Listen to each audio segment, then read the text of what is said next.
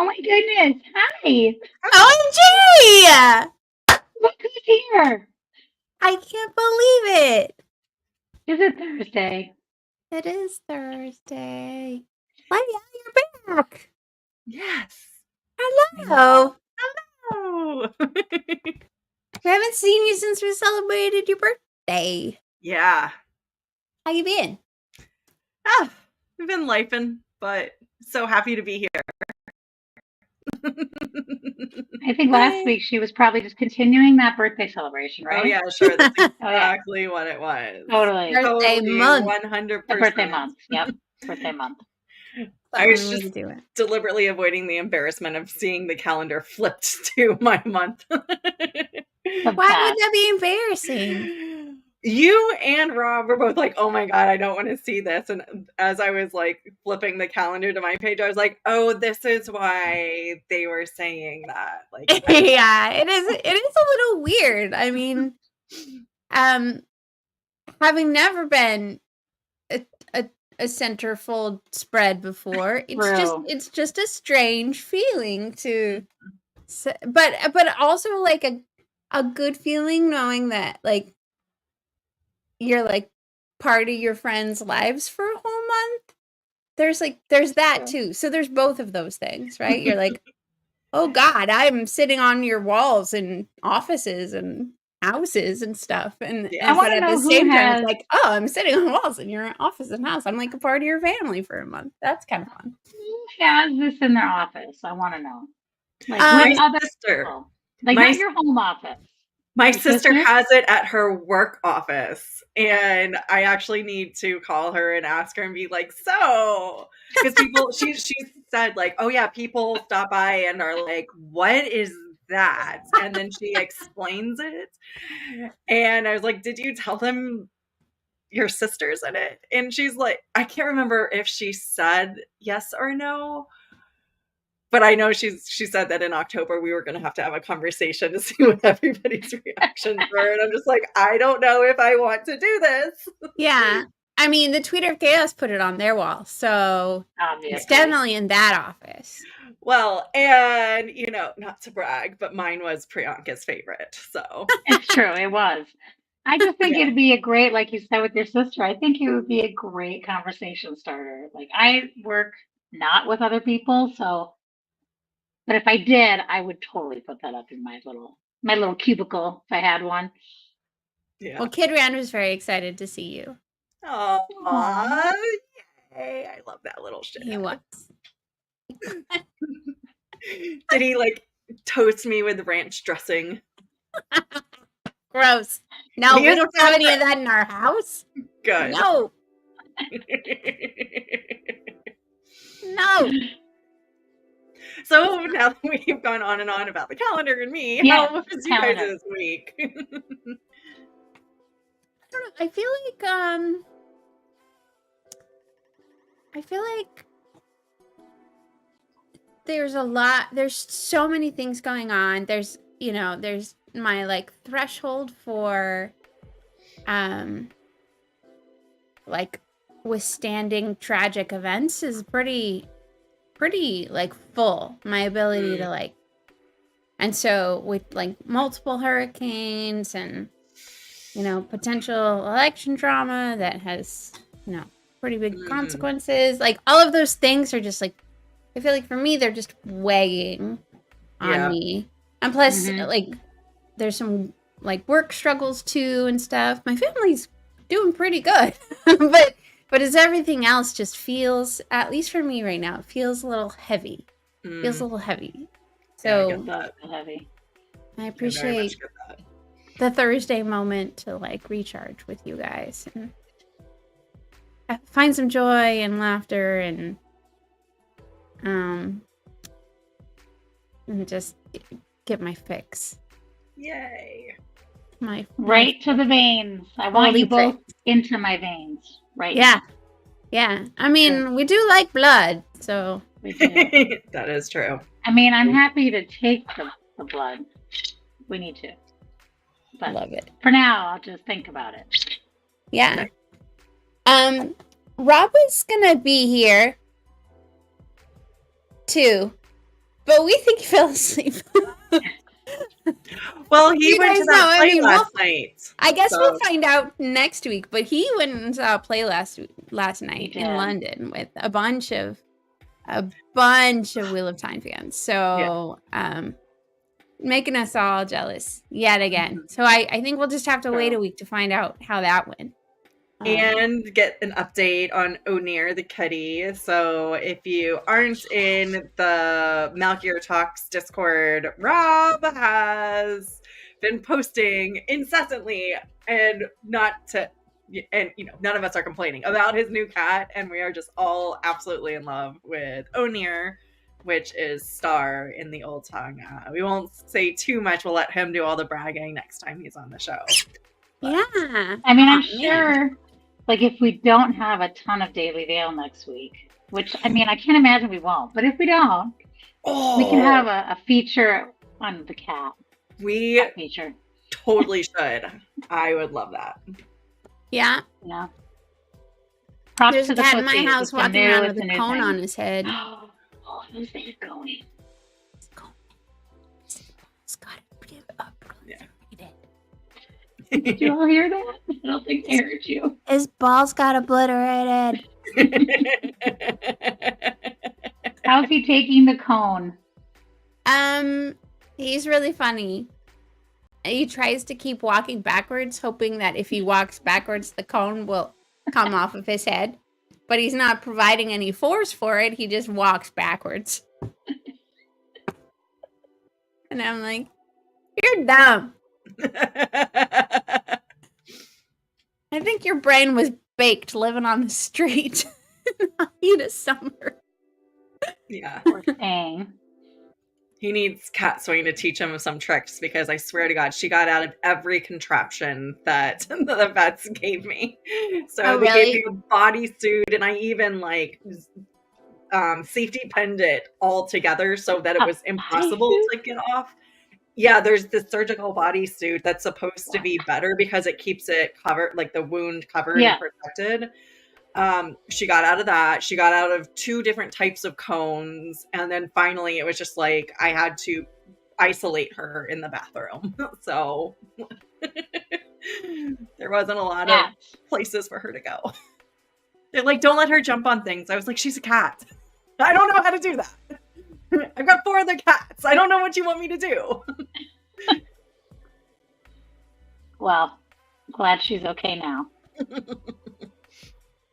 Yeah. So, what you guys want to talk about today? Well, I was just going to say, we had such a great high last week. Leigh-A, we missed you so much. We had so much fun drawing. Hilariously, mind you. Most of us, me at least. I'm just going to speak for myself. But we had such a great high looking at some amazing Whattober things. And I think we should continue with that. Foldies, are you okay with that? Would you like to see some more Whattober things? Because I really love them. Yeah, I mean, there was so much news, but I would definitely prefer to just do all Whattober. Forget all that Wheel of Time news. All the Wheel of Time boring. news. Let's just Flip skip it. all of that. That's not the important stuff. Yeah, all of the announcements were really, really fascinating this week. Like, I mean, I feel like a little overloaded with those too, don't you? Yeah. I mean, there was so much other content put out about all the news. Obviously. We could just skip it. You guys know all about it already. In fact, I'm turning off all news. All I mean, everywhere. All the news. Because, like Mel, I'm over it. I'm just over it. Yeah. It's not that my capacity for empathy is gone. It's a lot. It's a lot. My capacity for stupidity, though, is at its maximum, and I have a feeling it's going to have to go to 11 pretty soon. Yeah. So we're not even there yet. I'm going to be one of those people that's like, what my therapist said. So what my therapist said to me about my stress, like, your ceiling is your ceiling. Like, that never moves, about where you go into, like, just stress and overstress.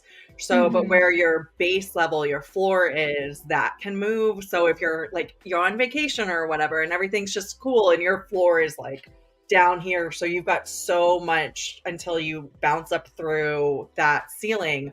But when you've got like news and hurricanes and family stuff and work stuff, then you have very little threshold for just one thing to spike you over into that, where Yeah. all of the chemicals and whatever fucking therapy terms, Yeah.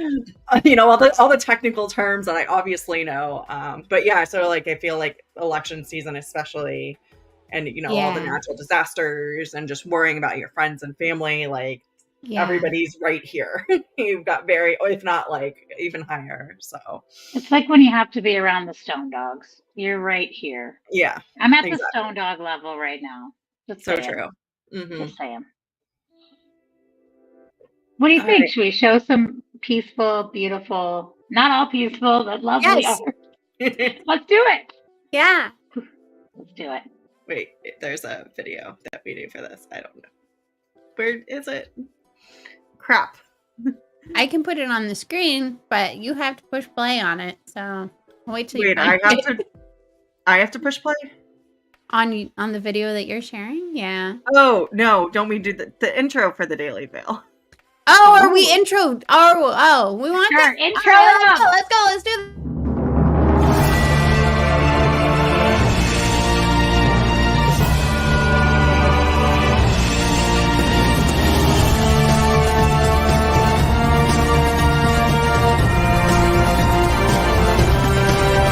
Spear brothers and sisters, It is time to cover up your face.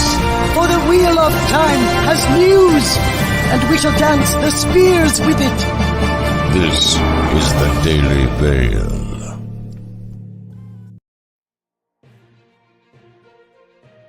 Okay, now I will put this to the stage. And actually, let me turn the music off.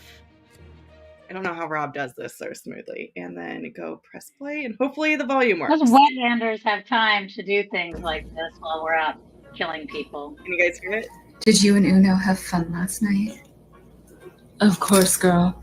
He had the best night of his life. And how about you? Did you find another floozy to sleep with? How much did you compulse him? Barely any. He said I could, and he likes it, but I'm too powerful for him. Oh, well, maybe some soothing tea will help lessen your intensity. Here, I brewed this just for you. Oh, fine. See? It's fine.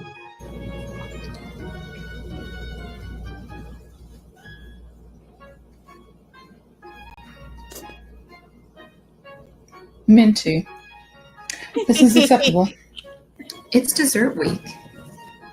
This show is odd. Everyone seems happy and they help each other out. There is no monetary prize, yet they just keep striving towards what? A plate? Ugh. Back in my day, a competition was a true competition. None of this fluffy nonsense. Oh, it's because it's a British show. If you want tears and rage and high stakes and like real money, you need to watch an American. Was this for Leaf, right? Is that the prompt, right, Leah? I can't remember. What day was that that? was. It was, yes, Leaf. Leaf for the mint leaves. Mhm. Interesting. Making fun of the Great British Baking Show. Yeah. That's pretty good. Nice. Yeah, I love all of Kitty's stuff from Dragon Mount. She's very creative. Very. It's a lot of work to get into all those costumes every day. Ooh, Wow. that's so beautiful. So So- beautiful. And this is from Zukon. Oh my So gosh. an interpretive chora in the fall. So I want that on my wall, honestly. Gorgeous. It's beautiful. It'll go really well with Avendoral Dara. That's above Yeah. my head. Yep. That's right. Gorgeous. All right. And then I guess it helps if I click the switch tabs. So, and this one is from Quiche Moraine. So, Despite the luscious hair I imagine him with, it was Val and Luca trying to sell you all tickets for his show. There's not much to guess about the character for Leaf, but I hope you enjoy this entry. That's so cool. It is really amazing. Yeah. And then... I love the scar. Oops, sorry. Mhm.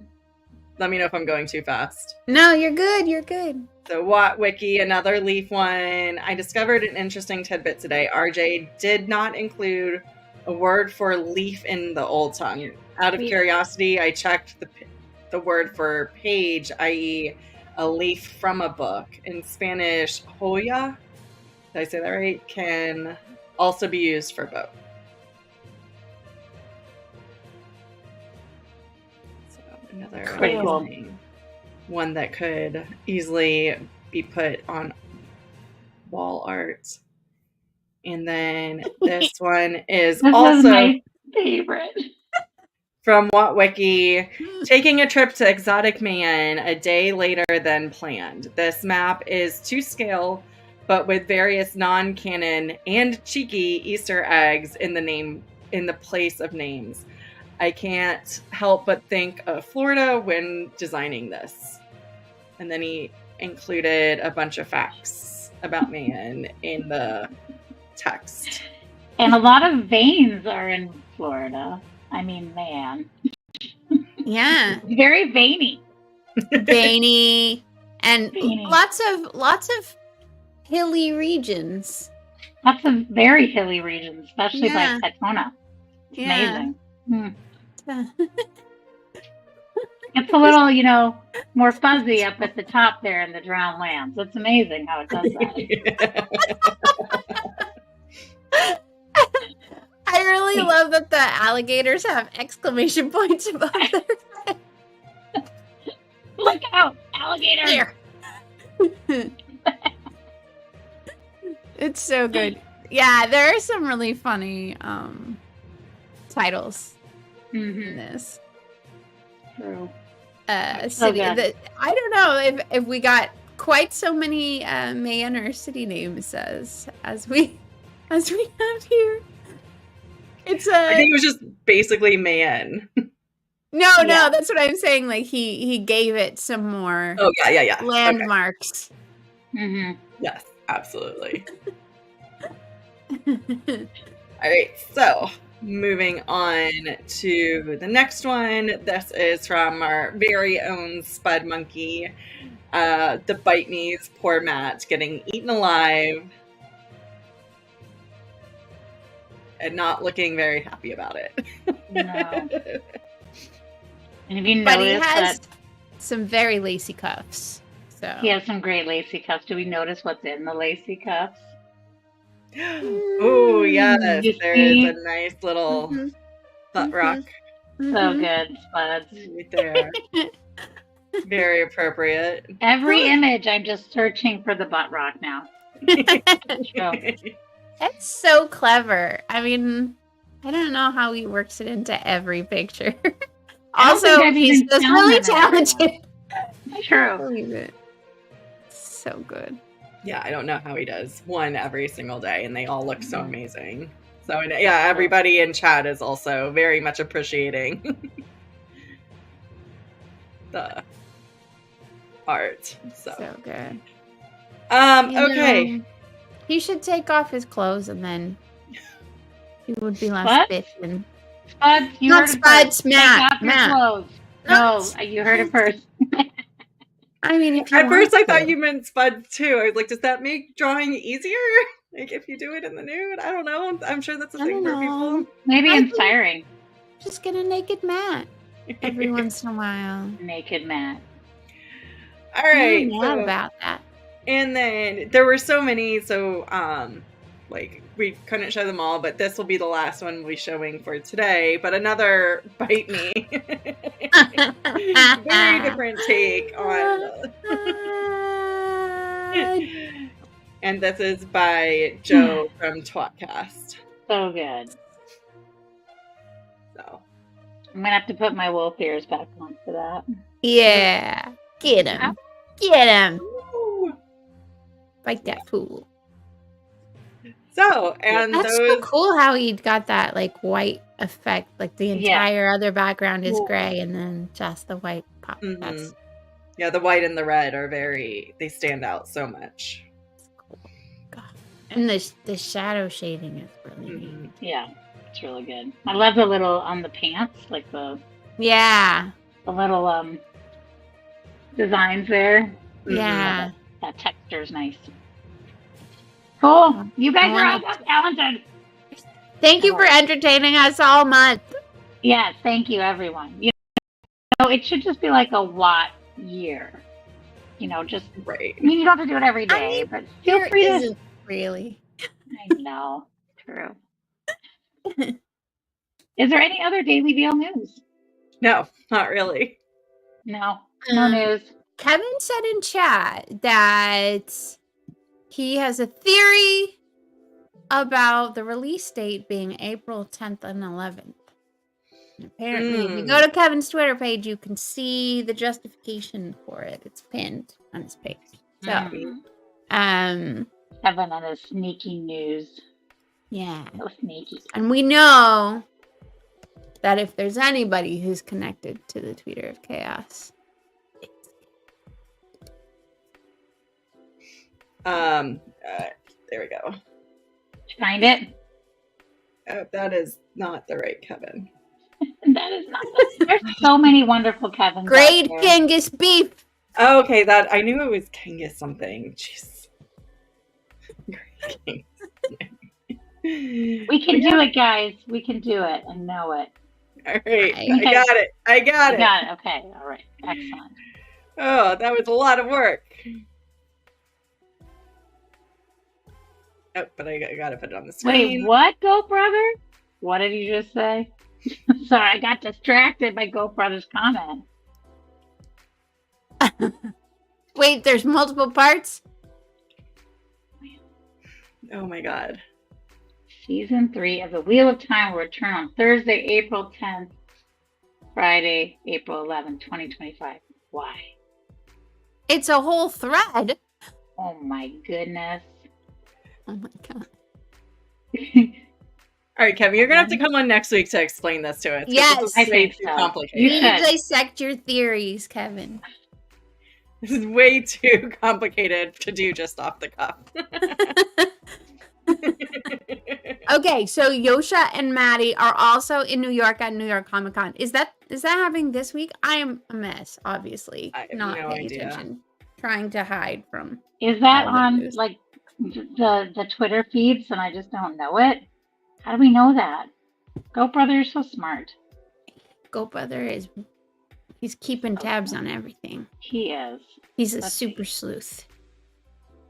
He's an intrepid ace war correspondent.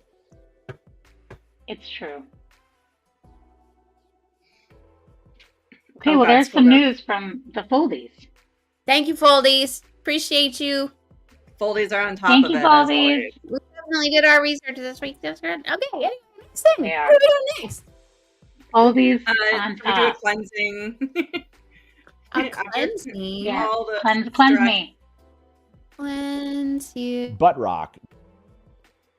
Cleanse you. Thank you.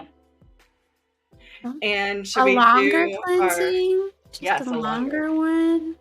While I get prepped for our stabby affirmations. Oh my god. It says, I have boss bitch energy. Do it. I think we definitely need this week. Let's go!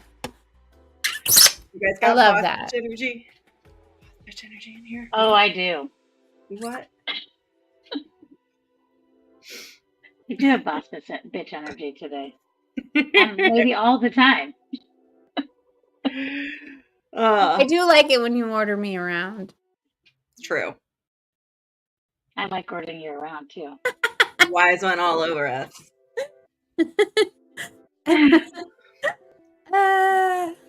So, should we get to the topic for today? What is the topic for today? You came up with it. I know. I was know. gonna say. Well, I was inspired. I don't know by what. I mean, go figure, but I thought it'd be really fun to talk about misinformation and what happens when you don't get the right information and how when you make decisions with bad information, it can lead to disaster. And sometimes people, even when corrected with the correct information, still choose the path of misinformation because I don't understand. But I don't understand that thinking, why that happens. Everyone can be wrong sometimes, but when you get the right information, it's okay to change course. It's okay. It's okay. We all make mistakes. We can change course. It's okay. I think that's the hardest part, right? I think that's why people cling to it, right? It's because you've gone so far down one path that when presented with diametrically opposite conflicting information, to switch requires a huge exercise in like humility and maybe even chagrin. And that is really difficult, right? Mm-hmm. Being humbled is hard, especially for Wetlanders from this part of the world. We're just not, we don't wire ourselves to be able to handle that very well. And so, yeah, humble pie it might have hard. Something to do with the fact, at least in this Wetlander country that I'm visiting, for part of my life, so many people tie in competition and ego into so much of their life that it is really hard to change that. Being, free market, free everything, out for yourself. It can be hard to change when you tie your whole being into these beliefs. So hard. I feel like it wasn't always like that as far as, especially like on the political side. It wasn't always quite so tied together. I think it was. We just didn't have it constantly in our face. So we weren't, with the advent of internet and the 24-hour news cycle. So you used to only get news when you read the newspaper, and then there was the local morning news and then the evening news. And so it wasn't all up in your face all the time. So I do think there has always been misinformation campaigns. It just wasn't quite as 24/7 prevalent. And the fact that we are now all our own news reporters in our own right. So we are sharing information, even though we are not news professionals. We don't do the due diligence. So you see a catchy title and you put it on insert social media platform here and share that as news, whether or not you've actually read the article or whether or not the article in and of itself is correct. So I think it has always existed, but the way that we interact with it is different. So if you curate your own news feed, like let's take Elida, right? Or the people feeding. Let's take Elida. The people feeding news to Elida, right? Are like feeding her only information that reinforces the things that she already believes to be true, right? And when she's given a piece of information that is different, it's very easy to dismiss because she has not been given evidence supporting that from multiple sources, right? So she's a very good example to like the Eyes and Ears network, and all of that is very similar to kind of how the social media landscape that we live in is working, because you have so much curation happening at every level, right? It's like someone chooses what news to send through the Eyes and Ears network, and then someone receives that news at the Eyes and Ears networks and decides whether it's important enough to go on to Emerald Seat's office, and then it gets in the hands of the keeper, potentially or not, and depending on the motivations of the keeper, like what the keeper did. Like there's so many iterations of curation before the information gets to you. And I can't imagine that it would be easy in a world like the Wheel of Time to actually be able to like weed through the noise and figure out. At the beginning, I can't remember which book it is, but there are a whole bunch of reports that the White Tower is getting, and they're sussing through whether or not it's true or false. And even the White Tower didn't really believe that there was a Shan-Chan invasion. They were hearing all of these reports, but the leadership didn't think that it was. They didn't believe that there was an invasion, and they just thought that there was civil war and strife, and it was being taken out of context by the dumb informants. True. And having to wait for the time, and so you're only getting pieces of the puzzle, and and they're old pieces of the puzzle. They're like misshapen, so they don't necessarily fit where they would possibly belong. And you don't always have someone like Swan sitting there doing all the puzzle piece collecting, figuring it all out, and putting all of the pieces together. You just have, someone who's assigned to do that job. It's a lot. So, do you guys have Well, before we really get into the discussions, I did want to just do some terminology. So as we get into this discussion, we can not just talk about the books, but talk about it with because words matter. So. With actual information. With actual information. Show us information. You guys met me. I'm a Shido. I found this amazing graphic that talks about diagram, misinformation, malinformation, and misinformation, and what the difference is. So misinformation. So this is from the Wentworth Institute of Technology. This is a paper that was written and is published on their page. But misinformation is defined as false information that is shared either with or without the intent to deceive others. There are 6 main types of misinformation: fabricated content, manipulated content, imposter content, misleading content, false context of connection, and satire or parody. So those are all misinformation. Disinformation is a type of misinformation where the distorting of facts is done with the intent to mislead.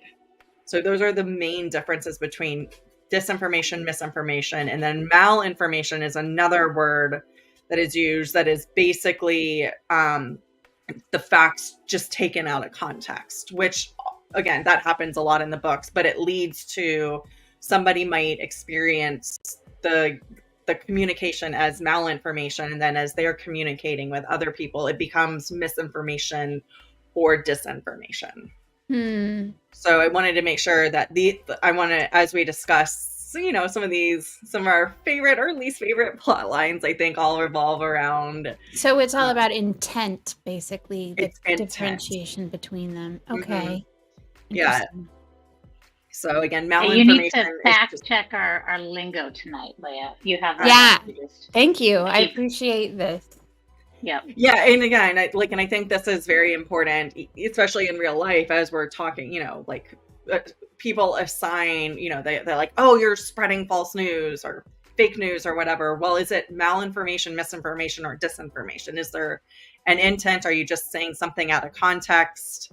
Or are you deliberately trying to deceive people? And I think trying to suss that out makes us smarter and better and more informed. I feel like there needs to be another bubble, though. In the real world, when we have access to actual real information that we can look up like this. Sorry. Is your laundry done? No, that's my 3D printer. Is it your printer? I just printed a dragon. I feel like if you can check the information before spreading misinformation, malinformation, or disinformation, you might want to do that. So in the Wheel of Time, if you could get the Aes Sedai groups to work together and be like, hey, my eyes and ears said this, and my eyes and ears said this, and then they come together, but they hide it. It's like, oh, we have to have the best information. We have to have the number one thing to take to the Emerald Sea, or to give us power, or whatever it is. You know, ideally, everything works better when we all just cohesively work together and share things. Open source. Open source. Skeeter Anyway. has given us another important piece of vocabulary words, and I would just like us to review this. Aleida subscribed early to the Eyes and Ears Pigeon Network. She reads a lot of scrolls that portend dark things. Doom scrolls, if you will. Maybe this is where our age has, started the doom scrolling right there. It is. And Aleida created doom scrolling?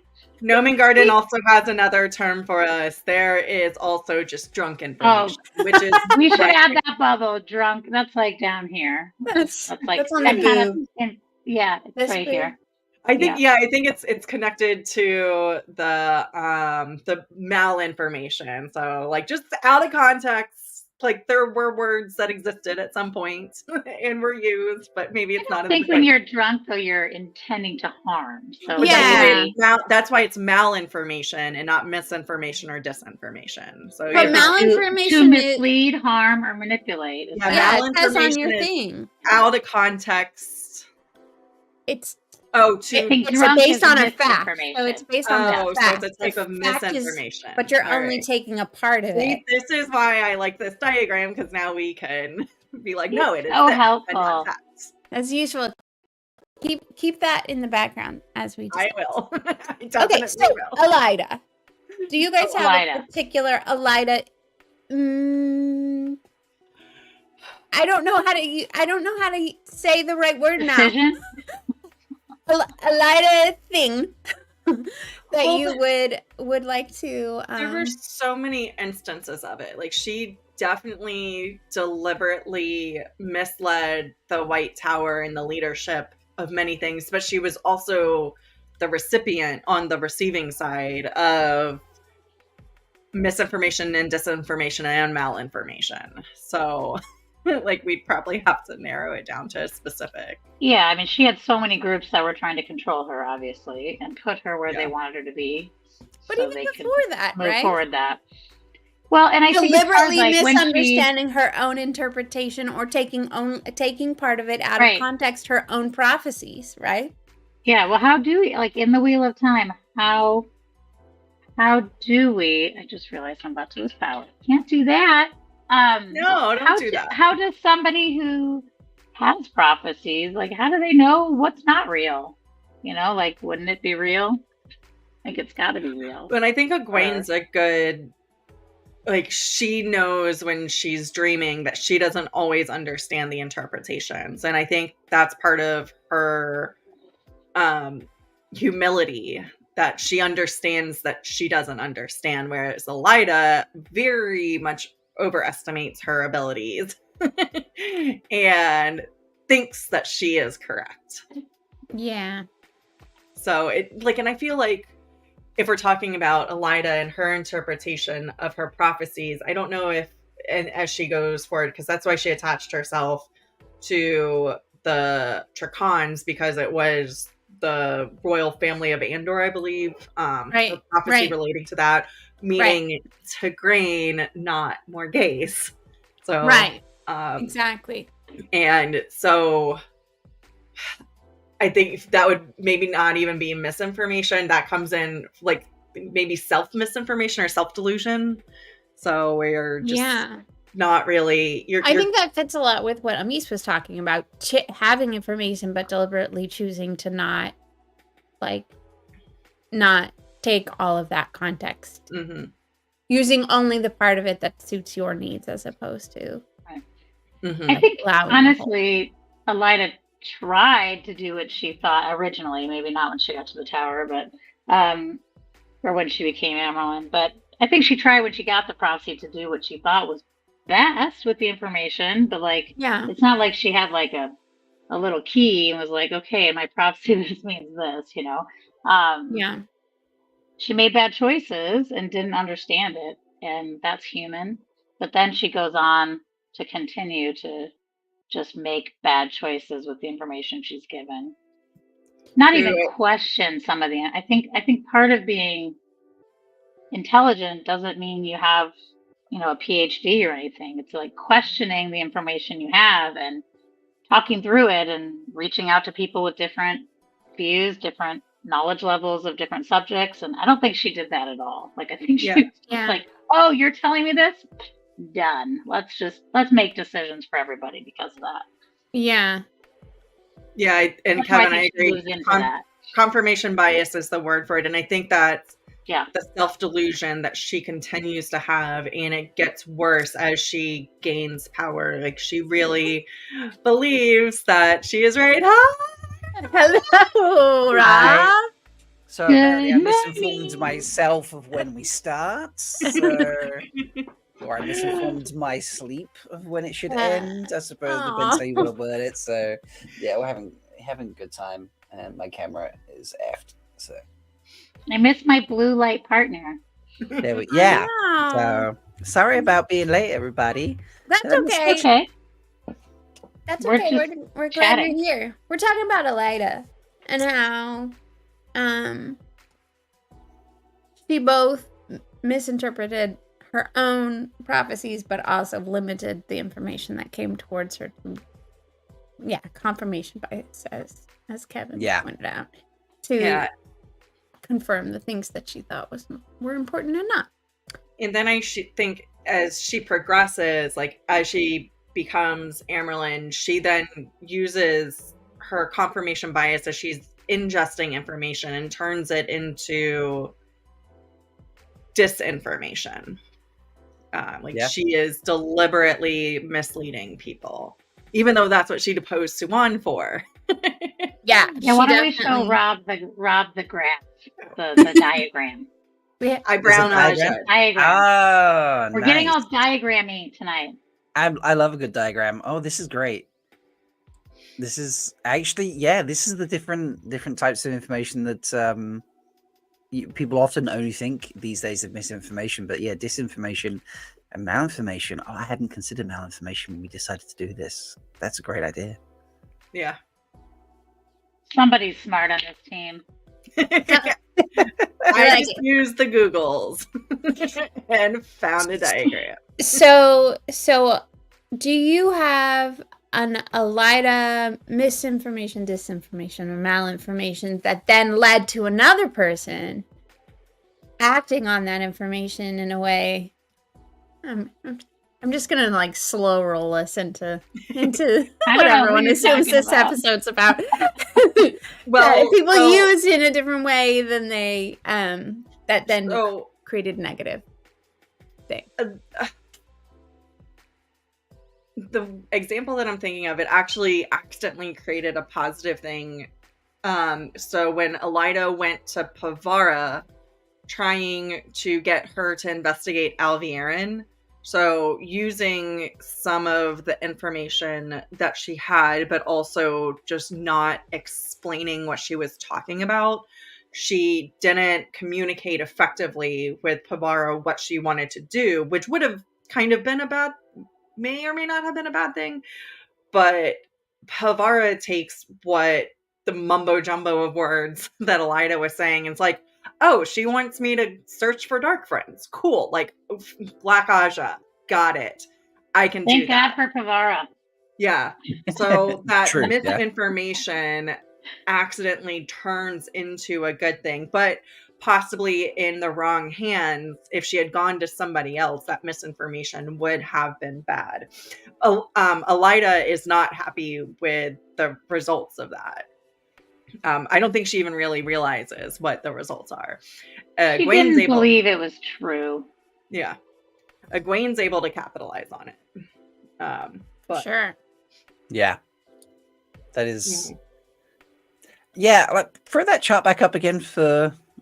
I suppose I can do that myself, actually.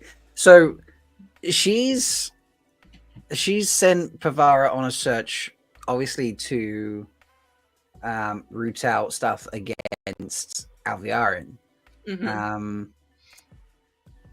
Is this almost... I don't know, I'm trying to think, like, does this fit into... This isn't misinformation, because she's not, she's not spreading false information. It's not disinformation because she's not deliberately creating harm or manipulating. Is it maybe malinformation? It's it's based on. It's not based on fact, but what she thinks might be facts, but then it's taken out of context by Pavara. So, yeah. Yes. Yeah. Well, yeah, and she deliberately leaves out information also. You know, the Leigh-A. Yeah. Yeah. Cool. And then we got Elida's BFF minion, Gowan. The best minion for her. Gowan. Gowan. I must say, every time we posted about this somewhere, Gowan was the immediate response by It wasn't even my first idea, but I mean, it's like an overall idea. Yeah. It's the best example of, but he's the example of when you get that right, and one of the examples. You get the right information, he's like, nah, my mom's still dead. Ram still killed her. Like, no, dude. Yeah. Let me tell you. No. So it goes from the misinformation, and then once he realizes that it's true, he basically turns it into disinformation in his head. Right. So To thunderous effect. Yes. Why do we think he does that? I don't know. You know, I mean, it's weird, right? Because you would think that someone who clearly seemed to love his mother a lot would cling to any piece of hope that she was alive, but he does the opposite. Well, not even that he was alive, is that Ravine had killed her and not Rand. So. Yeah, or whatever, you know, but like. Yeah, but even once he realizes she's alive, he at the A Memory of Light, when she gets up to the fields of Marilor, he's still a grumpus about it. I think Gowan honestly just feels like he doesn't really have his own place, and every single choice, it seems like, has been made for him, and he, for whatever reason, is just going to stick on this idea, you know, oh, you know what, Elida's put her faith in me, someone has put their faith in me, and I am going to see it through. You know, she believes in me that I can help her. I'm going to round up all the younglings. I'm going to create this little band of men that are at risk now because of her choices and his choices. But I think he just feels so alone, Gowan. I think he's so alone. That was my first. He's no longer tethered to the meaning that he thought he'd previously had for his entire life, and so he's looking for a new cause to cling himself to, because the one that he thought he was clung to is now blown up in his face. That's right. Yeah. And like, would he really have chosen to do this role if he really had a choice, like growing up? Would he have chosen to be a warder? Would he have chosen to be a latest bitch? Would he have chosen any of these things? I mean, he makes the choice about Elida, but like, I don't know. Like, if he was just a boy growing up in a house with loving parents, or one parent that loved him and paid attention to him, like, would he even be this way? I don't know. Like, if he had a choice for his own destiny ever.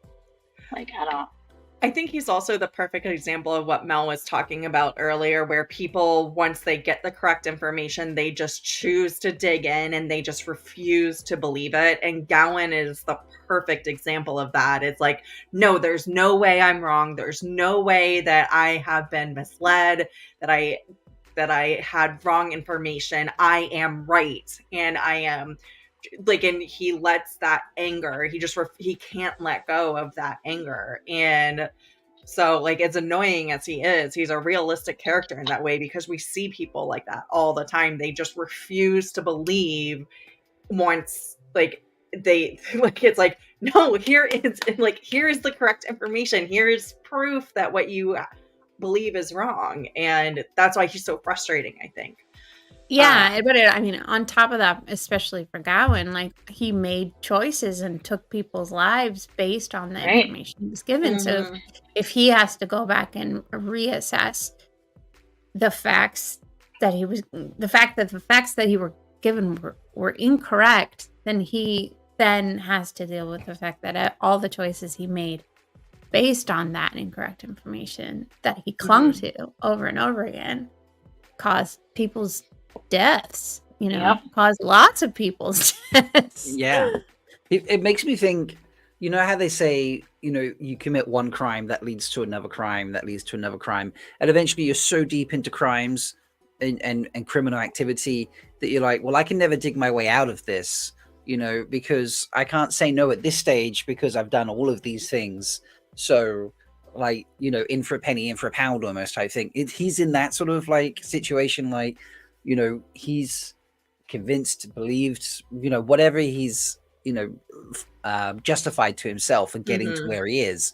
When he's confronted with accurate information that he cannot deny, he's like, well, I'm so far gone down this, I'm so committed to this path that I can't possibly step away from it, because like you've just said, Mel, he's killed multiple people.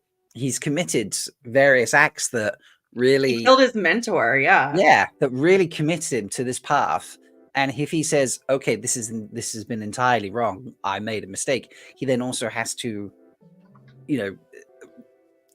face up to those actions and the consequences of those actions, such as you just said, killing his mentor is. I mean, that's why I think he takes the rings. He knows he's going to die.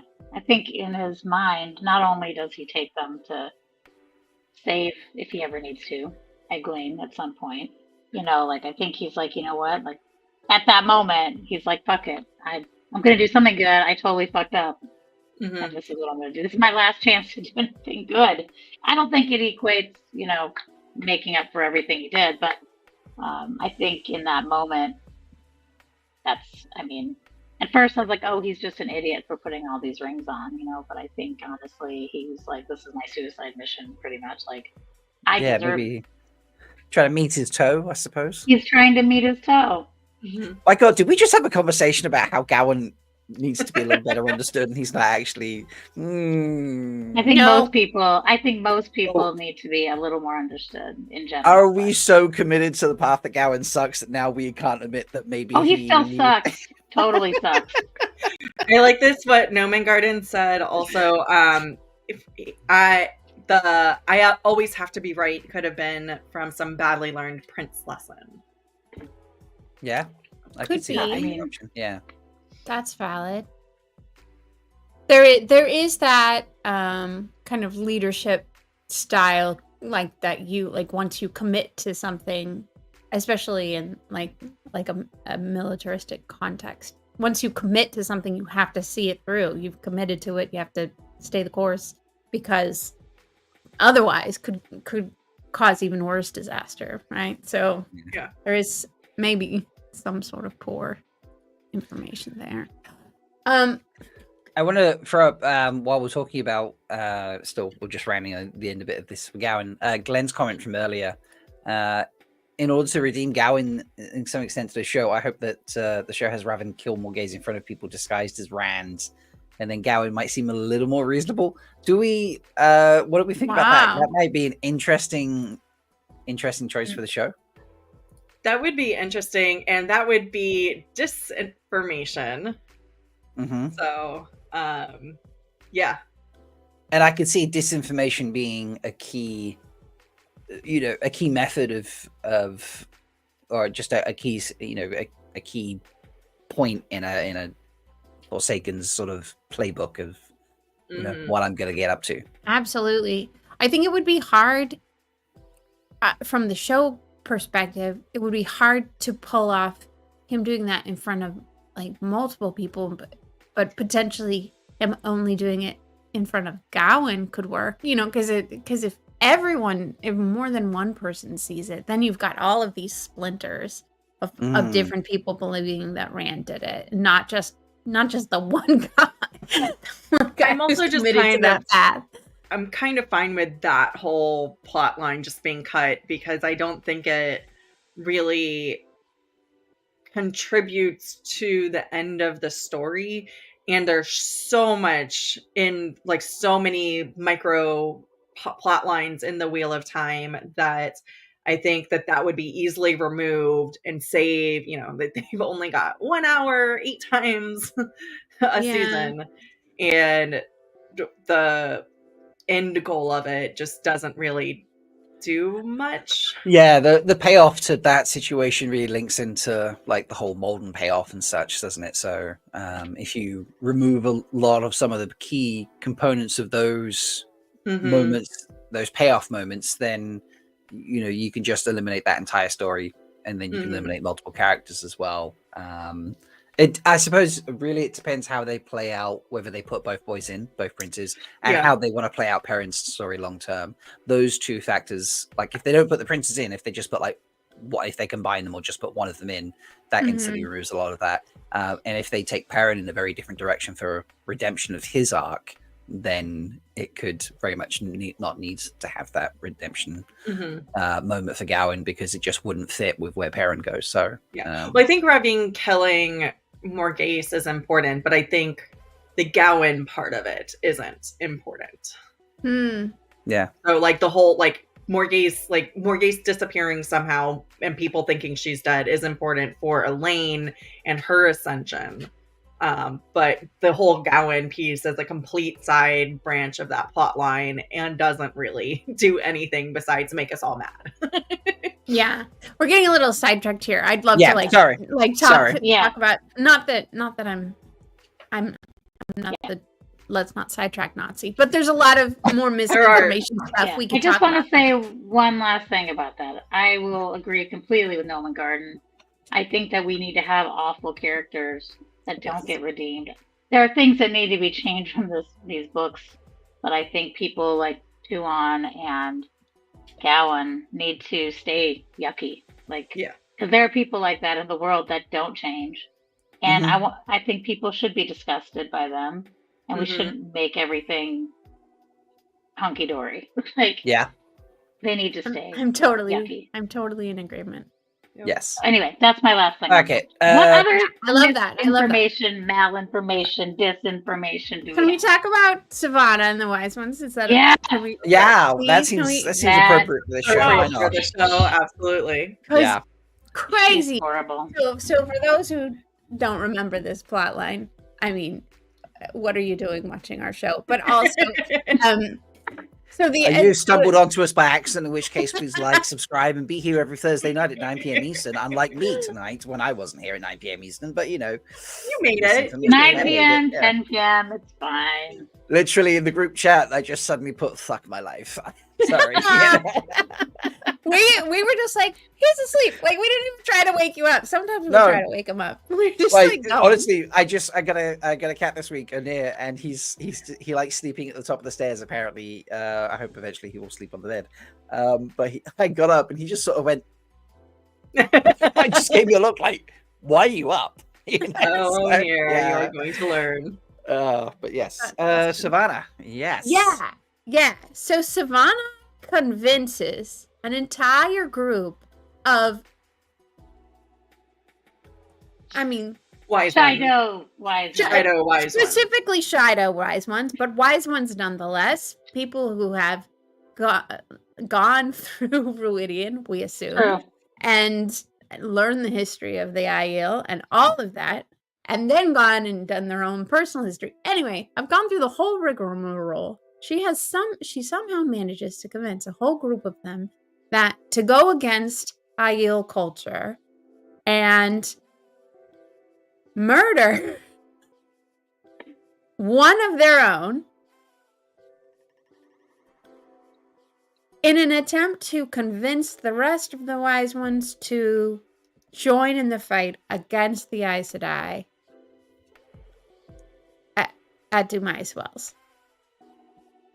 And then she uses this death by the Aes Sedai. Specifically with the one power, so they don't just kill her. Yes. Specifically kill her with the one power. And then she uses this death by the Aes Sedai for all sorts of future wrongs, and also to blackmail the wise ones who participated in it to begin with, to continuing to go along with everything that she does. Like she tears up an entire people. The Shadow are a massive group of people. Like an insane, Huge. like I can't even remember the numbers. It's like hundreds of thousands. Hundreds of thousands, yes. Yeah. Mhm.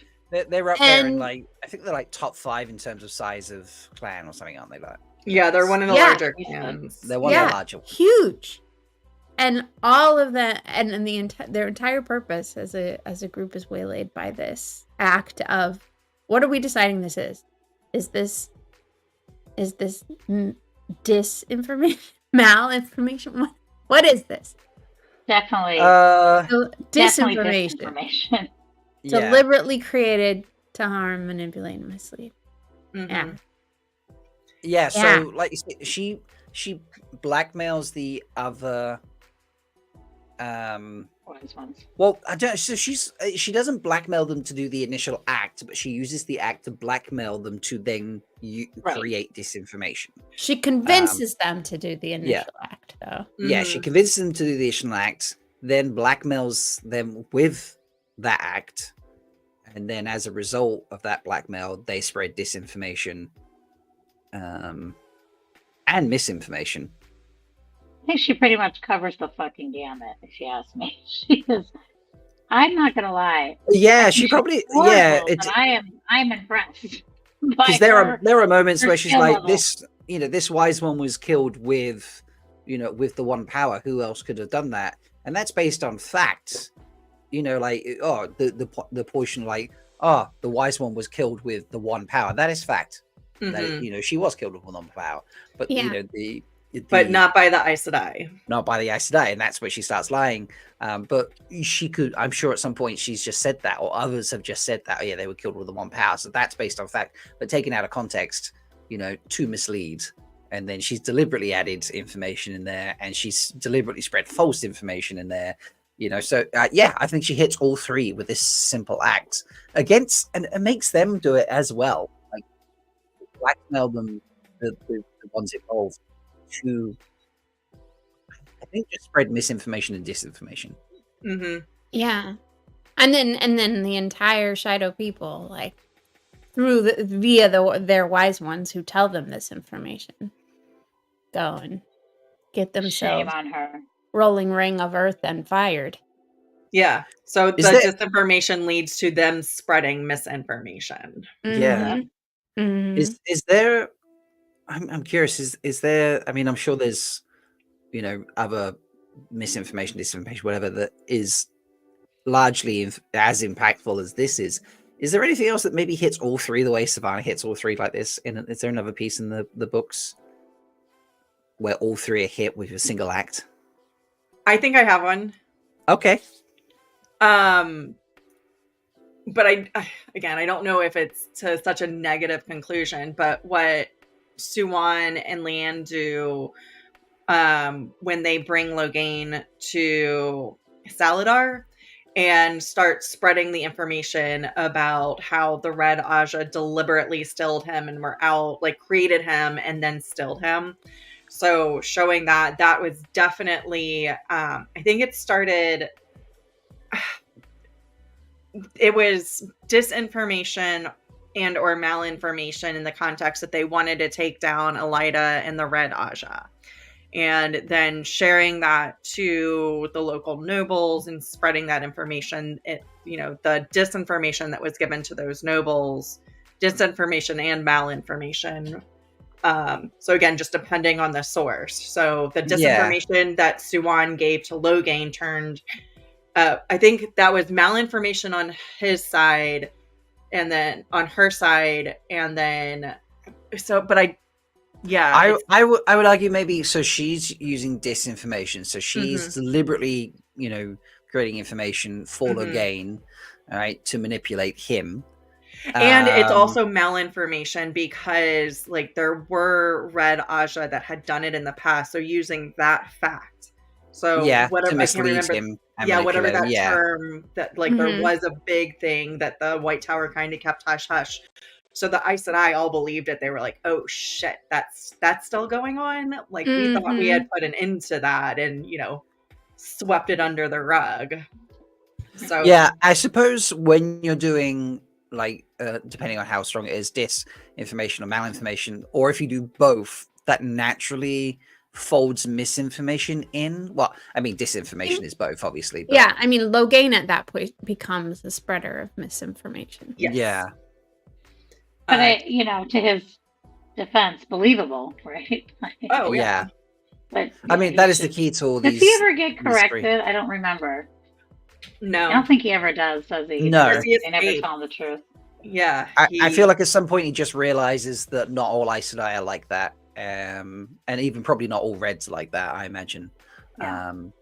He sort of That like takes a while to get to that point, though. yeah, I think especially during the last battle, his last moment there, where it's just like I will, he rescues people and they're like, I will send him to be tested. I think then it's like that's his big personal growth moment where he's can move on from his focus of hatred that has kept him alive. So hatred and isolationism. Yeah. So I think like Savannah hits all three of these herself, and I think Swan hits all three, but misinformation kind of by proxy because Logain does that more than she does that. She does that naturally because she's doing a little bit of disinformation. She and a lot of does it with the malinformation. intention of him spreading the misinformation. Yeah, whereas I think Savannah actually does all three herself, as well as causing others to do all three. That's fair. Or That's at least multiple. Absolutely. Yeah. So yeah, definitely a close one. And yeah, not a consideration. I would definitely not the same impact for such the wide world of Wheel of Time. That Savannah. Well, it does because it gives permission to the nations as the word spreads about that to start mistrusting the Red Aja and the Aes Sedai that are aligned with the ones in the tower and not the rebels. So it helps that gap and actually like allows money to be funneled to Egwene's army as opposed to, and it keeps the nations out of the fight. So it keeps them from aligning against the rebels, which would have completely changed the utter outcome of the books. So I think that actually is like a positive outcome, right? Because yeah. Because that's why I said I don't know if it's ultimately a bad outcome. Like I think as it was happening, it was not good. Like having warring factions in this time. Like, and Egwene even at some point questions as she's in the midst of it, like, is this something we should be doing or should we just go back? Because we do have this last battle looming that we need to prepare the world for, but we're fighting each other and we're perpetuating that. We're preventing the world from coming together. Yeah, but I guess the result of that is the balancing of power such that there isn't an overwhelming force on either side and action being taken, and it actually prevents the loss of lives more than like a very imbalanced version of it would have. Yeah, the Shadows is obviously has a huge negative impact because of what they end up doing and how they spread out and such like that. The negative impact people will get from those actions on just Aiel in general. I'm sure there'll be generations of people that continue to be terrified of and hate the Aiel because of the actions of the Shadow specifically. Yeah, but and then even within the Aiel, right? Within the Aiel created the Shadow, who are not on the best, like, they weren't the most respected of clans to begin with. Now they're even in a worse standing, right? Because people don't know that the reasons that the Shadow went to war is because it was ultimately an honorable thing according to Aiel beliefs. Like the reason they decided to take part in that makes sense under Aiel customs, but the rest of the Aiel didn't know that that's why they did what they did. Yeah, and obviously they've been decimated as a result of Perrin's actions to, rescue his wife. This is, I think this is still as impactful, but yeah, on the positive side of the scale as opposed to the negative side of the scale. Both for the people involved and the people involved around it. Turned out well in the end, but I think that, up until Egwene was able to reunify, like it wasn't a good outcome for the world. Like there was nobody in charge. Like the world just kind of stood back and didn't have a leader trying to unite them. So again, I don't know. Maybe that wasn't a terrible thing given everything that was going on. Like, mm-hmm. you know, when Egwene was finally able to like take charge of the tower and like point it in one direction, you know, maybe at that stage, a few of the wild things going on had kind of like come to a resolution by then. For example, the situation with the Shido was kind of wrapping up by that stage, or had wrapped up by that stage. The books Mm-hmm. blur, obviously. We're all a bit like that. It was kind of like it was at the tail end of the situation, or worst, I think. You know, had she been in charge sooner, or Elida been in charge sooner, then like all of the White Tower would have just been like, here we go, we're going to do this, and then that would have been just another voice in the crowd. The crowd is thinned a bit by the time they're like, hey, we're ready to rock and roll now.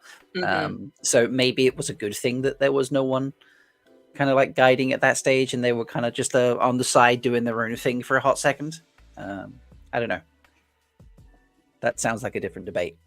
It is. I mean, Yeah. there's the whole butterfly effect debate. Yeah. I love with everything, right? Yeah. One choice Mhm. makes a big difference. Yeah.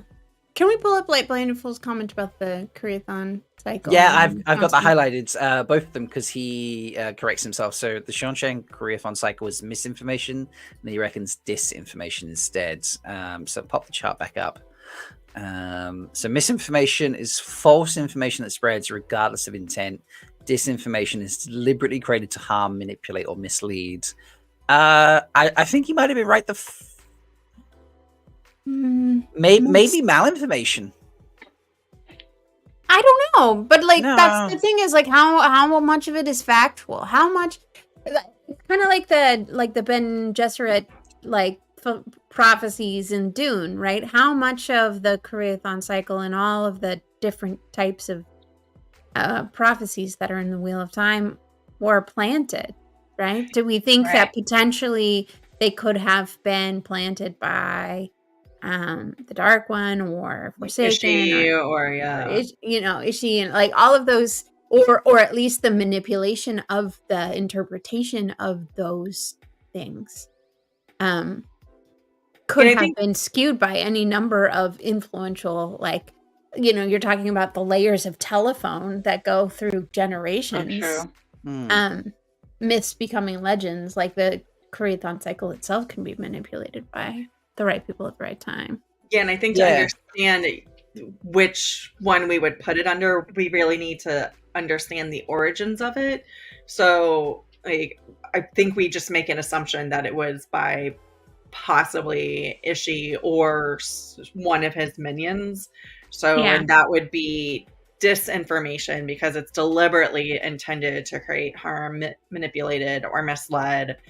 And then as it gets propagated across Seanchan, that becomes the misinformation. Yeah. So the initial creation is disinformation, but the propagation is misinformation. Well, here's an argument that it's malinformation. So if you were to take the Koreathon cycle itself as fact, then the Seanchan Koreathon cycle is kind of based based upon the actual Koreathon cycle.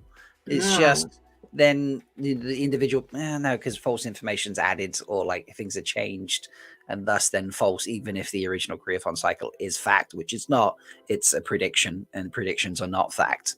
They're just by definition predictions. So yeah, I'm going to take my point back.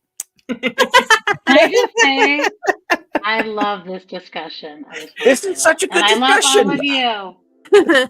This is honestly, I feel like we could do a part 2 of this, honestly. Oh, we could. There's so many examples. I mean, come on, let's be honest. Yeah. So I had one I really wanted to talk about, which has much smaller impacts, but I don't think people, you know, I think it's almost like in your face when they talk about it in the books, but you kind of gloss over it because you're, you know, just there's so many other focuses.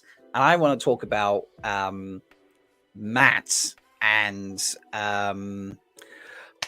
Who's actually doing the last battle on the side of the dark? Who plays Bao? Demandred? Demandred, yes. I want to talk about Matt and Demandred in the last battle. Like, they're fighting against each other. How much misinformation or disinformation or malinformation are they throwing at each other through an actual battle? Like, you know, the actual in use of a battle against each other. Like, this is the biggest example in the books. You know, but they are throwing disinformation at each other left, right, and center, aren't they, when they're fighting? You know, so like for example, the river being blocked up, you know, they've blocked it up, so you know they have this fighting chance, and then you know they go and release the river and all that sort of stuff. It's like, it's in the terms of a battle, I think it's really intriguing how I was just thinking misinformation initially, but obviously now all three get used. And the river is my biggest example, I think, of that, like, you know, but I don't know if anyone else had one that hiding jumps the to mind. hiding the dragons as they're getting repaired. So Damodred thinks that the dragons have been completely wiped out. Right. Well, they have not. Or that Hinderstap are real people. I mean, they're real people, but I mean, like, people that can die.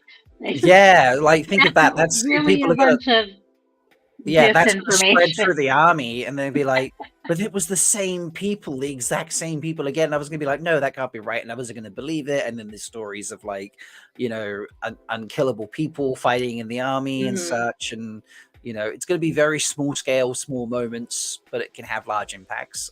You know, Would we?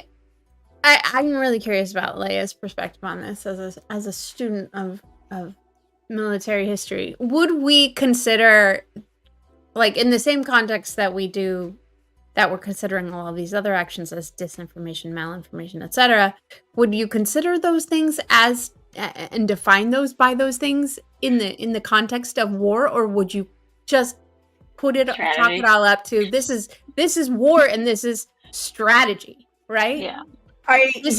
Manipulating your enemy is not necessarily bad. You know, you can't put that in you're trying to do a bad thing to your enemy. You're just trying to beat your enemy. So is that therein itself a bad thing? Can you call it disinformation? So, war is bad regardless. Like, your intent is to kill the other side with prejudice, because if you can stomp them down so bad, that means they will not want to fight again. So first of all, that is the thing that you're trying to do during war. And actually, I'm trying to pull up my slides. We talked a little bit about this at the Dr. Livingston panel at WatCon that I was on. So I'm trying to go through the principles. There's 12 principles that West Point teaches, and we used as examples. It's a disadvantage. just throwing Leigh-A on the spot here. I know. Yeah. It was more from the, like, philosophical perspective of. But you do, harm is up to the interpretation of the victim. And is an enemy a victim? There is an entire, well, they are victims. So, like, the soldiers underneath, like that's just their job. Like, yes, it is their job to go and fight for the people that they work for, but ultimately, like, they are victims. Like, their families become victims, entire countries become victims, the land that is surrounding becomes victims of this. So again, even though the purpose to win soundly is to reduce the impacts of that, but you do want to create deliberate disinformation that turns into misinformation. So, and the last battle is the perfect example of that. Like, you are creating circumstances Matt's creating circumstances that makes him look weak and like they're losing. That is disinformation. But Matt does say at one point, we are losing. He tells Elaine, we are losing, but there's no way to pretend to look like that. And the intent is to hold it enough that we can come back from it. Like, create this illusion which is the disinformation, and then be able to pull it, snap it all back together, and clench a defeat of the Dark One's forces. So I do like, yes, it is like you are absolutely using disinformation all the time in military strategy.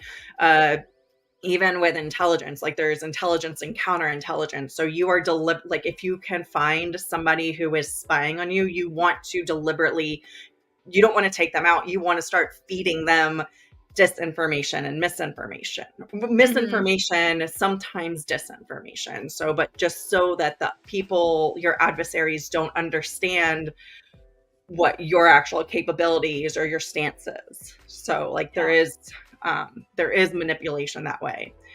Yeah. I have a thought. Give it to us. Please share. Do you want to continue talking about this? No. It's related to this, but different. So, okay. But if we take, like, if we use the Demandred and Matt example, and we just raise that up just a little bit, then I would propose that the pattern, the Dark One, they are doing the exact same thing to Matt, to all the Forsaken. Now, Matt has these memories. Like, how does he get the certain memories? Like, is the pattern only giving him specific ones so he will make these choices? Who is choosing which memories he gets to have? And to me, that can't just be random. I don't think it's random, right? Like, and then the Dark One's like, I'm going to give certain information to this Forsaken, certain information to this one, playing on their strengths and weaknesses.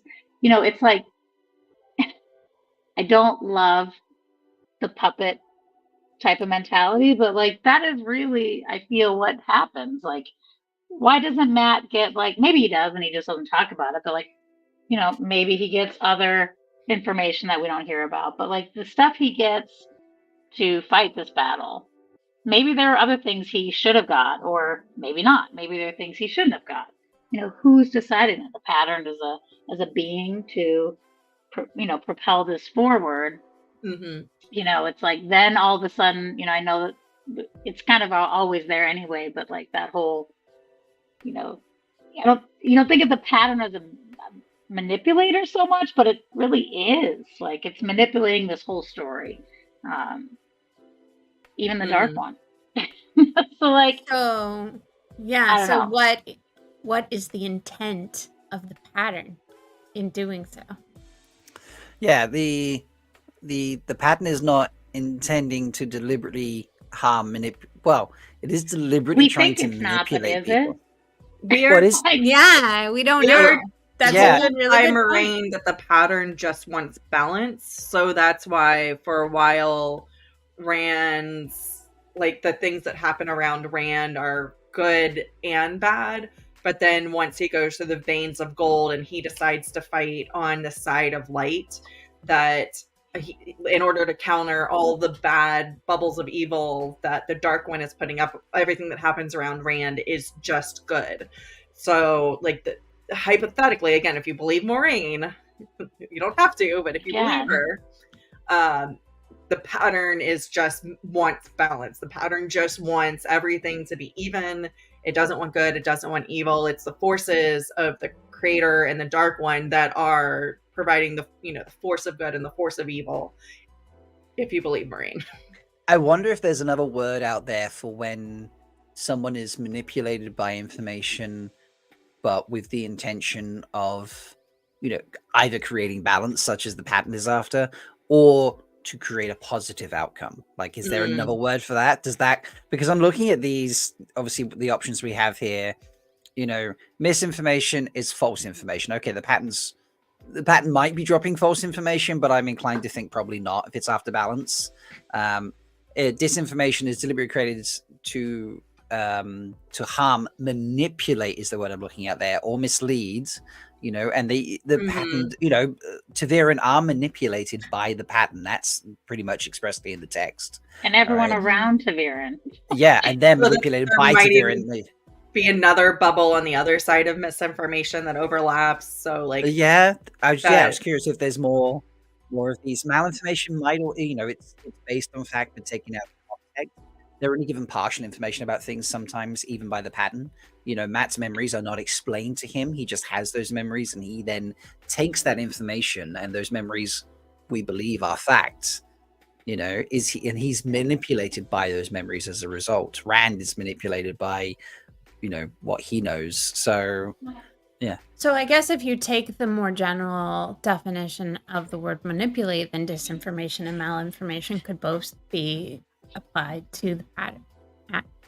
Yeah, that's what I'm saying. I wonder if that's just more targeted information. So like you're not giving somebody the full picture, but you are giving them the information that you think that they need. Because that's kind of what Moraine does with all the Two Rivers kids, is she is just giving them information that she thinks that they need.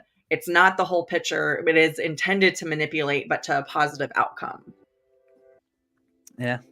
So it's not misinformation. It's not mal or disinformation, but it is like there's.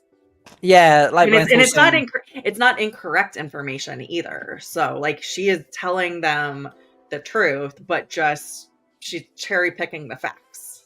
Right. Trying to push them down a path that she thinks is good. Yeah, there was a discussion in chat that was basically saying that Aes Sedai, the Oath Rod, basically forces Aes Sedai into malinformation. It forces them to cherry pick facts.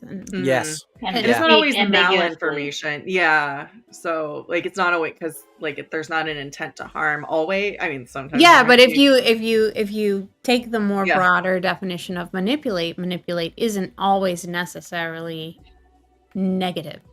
Yeah, you can absolutely manipulate people into doing good things. Like, right.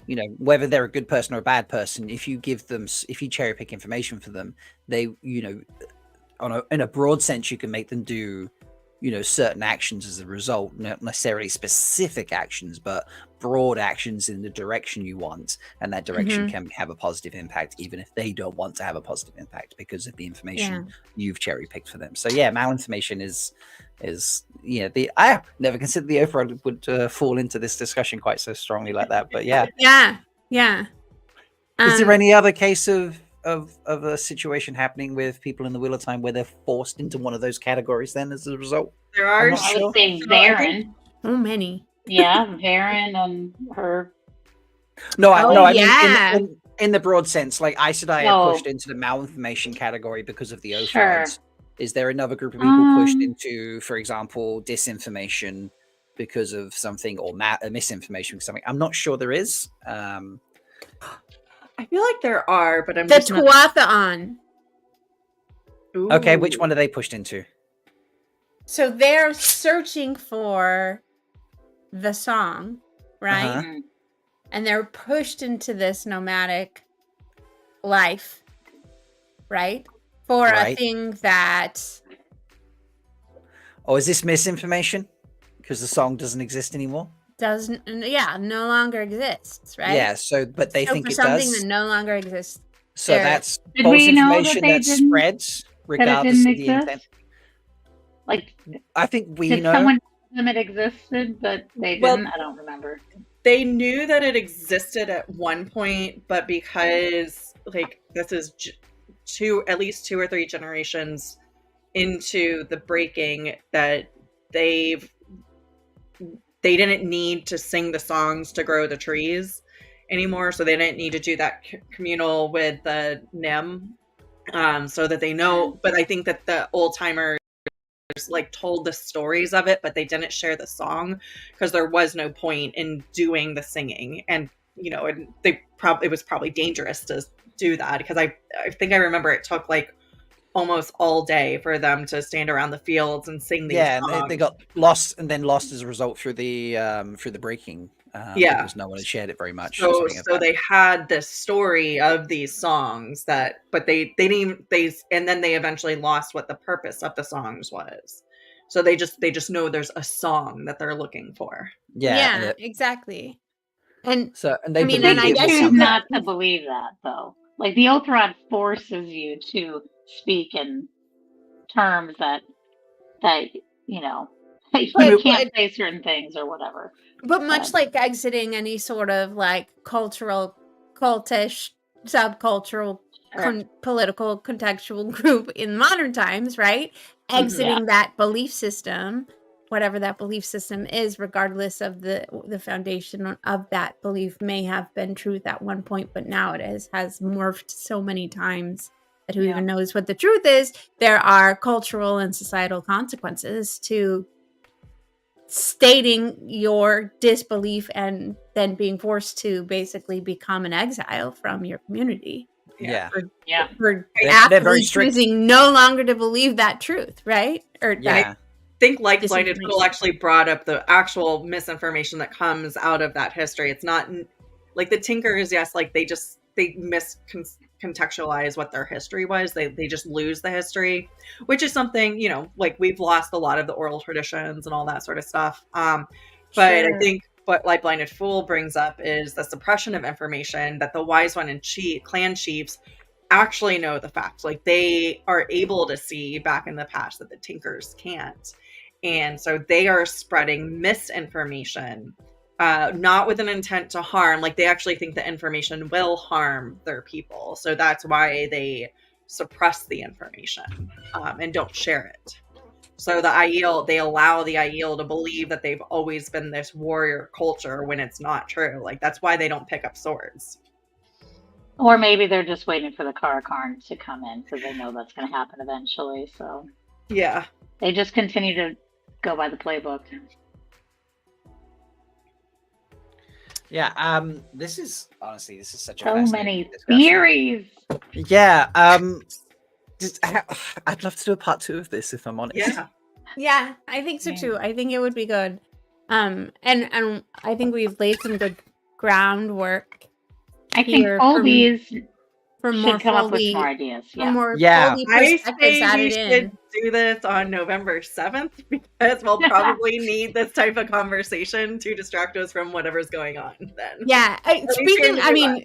Just to bring it back to the full circle back to what we were talking about at the beginning, though, like the current context of misinformation. I saw today that there is basically a letter that's being printed out and put in people's mailboxes from just like random TikTokers and like Instagram accounts and stuff. You can just like get this letter that basically is posits that it's from the Harris Walls campaign, thanking the person for their donation and then telling them that they're going to immediately start using their money to affect basically very extreme versions of their policy provisions, like banning all guns, forcing parents to